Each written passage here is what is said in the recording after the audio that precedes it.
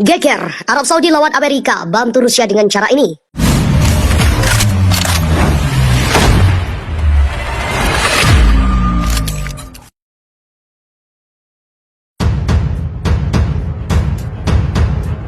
Arab Saudi sepertinya melawan sekutunya Amerika Serikat. Pasalnya, di saat Amerika Serikat dan sekutunya yang lain menjatuhkan sanksi ekonomi, Arab Saudi justru menegaskan komitmennya terhadap perjanjian OPEC Plus dengan Rusia pada Minggu. Seperti diketahui, Rusia tengah menjadi musuh bersama karena aksinya menginvasi Ukraina pekan lalu. Namun Saudi yang selama ini dianggap salah satu sekutu utama AS di Timur Tengah tampaknya tak sepemikiran dengan Gedung Putih terkait isu itu. Kantor berita Saudi melaporkan bahwa putra mahkota Mohammed bin Salman sempat membahas isu ini dan sikap kerajaan dengan Presiden Prancis Emmanuel Macron.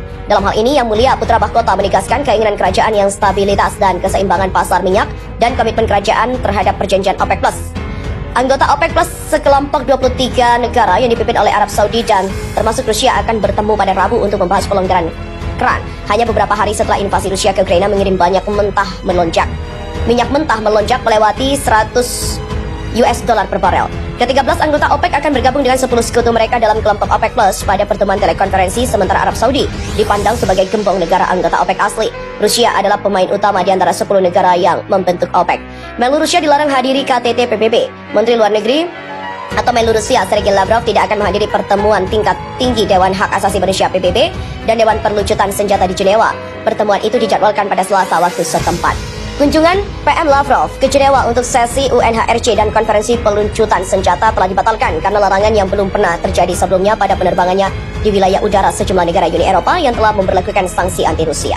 Lavrov dijadwalkan untuk berbicara di Badan Hak Asasi Manusia atau PBB bersama dengan pejabat tingkat tinggi dari lebih 130 negara. Dewan Hak Asasi Manusia PBB memilih Senin pagi untuk mengadakan debat mendesak tentang perang Ukraina. Debat itu diusulkan oleh Yevgenia Filipenko, duta besar Ukraina untuk PBB, tetapi ditolak oleh perwakilan Moskow untuk PBB Gennady Gatilov.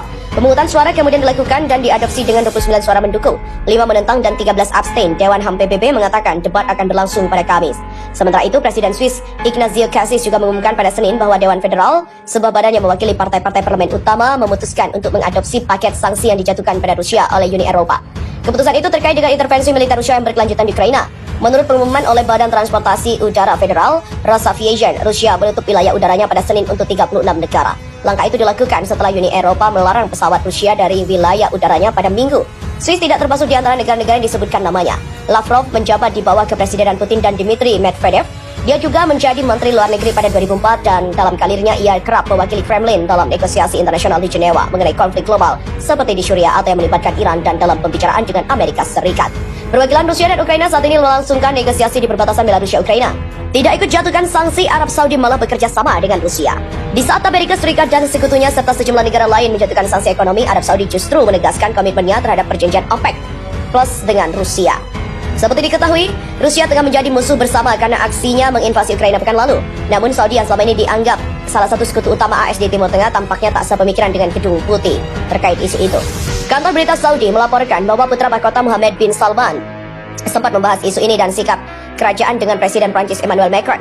Dalam hal ini, Yang Mulia Putra Mahkota menegaskan keinginan kerajaan yang stabilitas dan keseimbangan pasar minyak dan komitmen kerajaan terhadap perjanjian OPEC Plus.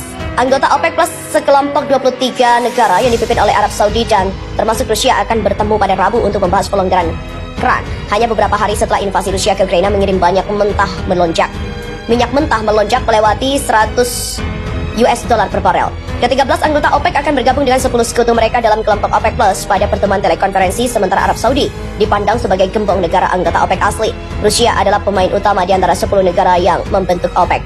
Menlu Rusia dilarang hadiri KTT PBB. Menteri Luar Negeri atau Menlu Rusia Sergei Lavrov tidak akan menghadiri pertemuan tingkat tinggi Dewan Hak Asasi Manusia PBB dan Dewan Perlucutan Senjata di Jenewa. Pertemuan itu dijadwalkan pada Selasa waktu setempat. Kunjungan PM Lavrov ke Jenewa untuk sesi UNHRC dan konferensi peluncutan senjata telah dibatalkan karena larangan yang belum pernah terjadi sebelumnya pada penerbangannya di wilayah udara sejumlah negara Uni Eropa yang telah memberlakukan sanksi anti-Rusia. Lavrov dijadwalkan untuk berbicara di Badan Hak Asasi Manusia atau PBB bersama dengan pejabat tingkat tinggi dari lebih 130 negara. Dewan Hak Asasi Manusia PBB memilih Senin pagi untuk mengadakan debat mendesak tentang perang Ukraina. Debat itu diusulkan oleh Yevgenia Filipenko, duta besar Ukraina untuk PBB, tetapi ditolak oleh perwakilan Moskow untuk PBB Gennady Gatilov. Pemungutan suara kemudian dilakukan dan diadopsi dengan 29 suara mendukung, 5 menentang dan 13 abstain. Dewan HAM PBB mengatakan debat akan berlangsung pada Kamis. Sementara itu, Presiden Swiss Ignazio Cassis juga mengumumkan pada Senin bahwa Dewan Federal, sebuah badan yang mewakili partai-partai parlemen utama, memutuskan untuk mengadopsi paket sanksi yang dijatuhkan pada Rusia oleh Uni Eropa. Keputusan itu terkait dengan intervensi militer Rusia yang berkelanjutan di Ukraina. Menurut pengumuman oleh Badan Transportasi Udara Federal, Rosaviation, Rusia menutup wilayah udaranya pada Senin untuk 36 negara. Langkah itu dilakukan setelah Uni Eropa melarang pesawat Rusia dari wilayah udaranya pada Minggu. Swiss tidak termasuk di antara negara-negara yang disebutkan namanya. Lavrov menjabat di bawah kepresidenan Putin dan Dmitry Medvedev. Dia juga menjadi Menteri Luar Negeri pada 2004 dan dalam karirnya ia kerap mewakili Kremlin dalam negosiasi internasional di Jenewa mengenai konflik global seperti di Syria atau yang melibatkan Iran dan dalam pembicaraan dengan. Namun dari sekian banyak yang menentang, ada beberapa negara dengan jelas dan tegas mendukung keputusan Vladimir Putin, menyatakan siap perang antara Rusia versus Ukraina. Siapa saja negara itu? Myanmar, negara yang tengah dilanda konflik internal buntut kudeta junta militer Myanmar, menyatakan dukungannya terhadap Presiden Putin atas keputusan menyerang Ukraina. Pada Jumat 25 Februari, juru bicara junta militer Myanmar, Chow Min Tun, mengatakan militer Rusia melakukan hal yang benar demi kedaulatan negara mereka. Diketahui Rusia tersebut disebut-sebut sebagai sekutu sekaligus pemasok utama senjata ke para jenderal Myanmar yang melakukan kudeta. Kedua, Belarus. Belarus menjadi negara sekutu Rusia paling dekat karena posisi negara itu berbatasan langsung. Meski Presiden Belarus Alexander Lukashenko membantah pasukannya ikut-ikutan dalam perang Rusia versus Ukraina, nyatanya puluhan ribu pasukan Rusia bisa mangkal dan bebas bergerak menginvasi Ukraina melalui negara itu. Bahkan beberapa hari sebelum invasi berlangsung, Belarus bersama Rusia menggelar latihan militer bersama. Ketiga adalah Suriah. Rezim Suriah yang dipimpin Bashar al-Assad menjadi bagian yang mendukung Rusia dalam percakapannya via telepon dengan Presiden Vladimir Putin pada Jumat. Al-Assad mengklaim bahwa Rusia tidak hanya membela diri tetapi membela dunia dan prinsip-prinsip keadilan dan kemanusiaan.